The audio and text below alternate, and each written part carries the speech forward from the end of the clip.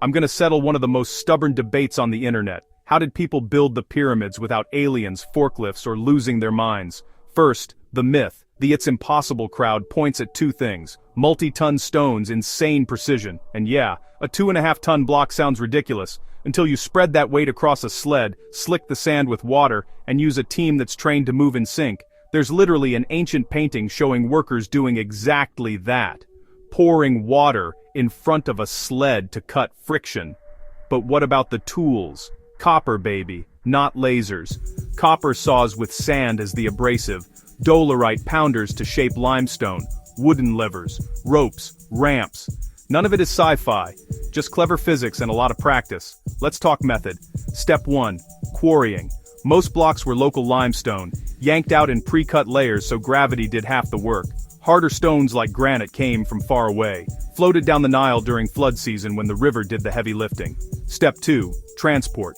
Sled plus damp sand, friction drops by about half. You line up a road with sleepers or wooden rails. You rotate crews. You keep a steady pace. We've tested this. It works. Step 3. The ramps everyone fights about.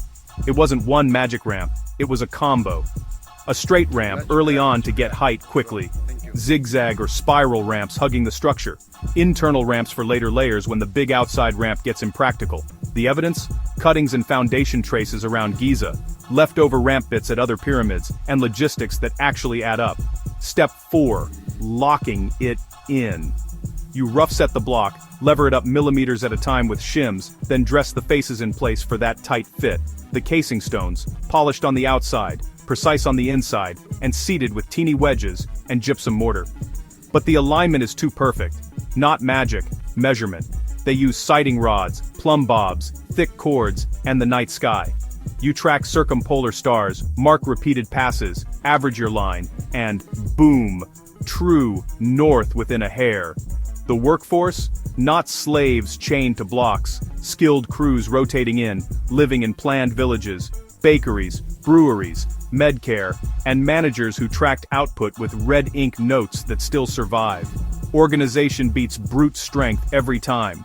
Here's the reveal. There wasn't one secret trick.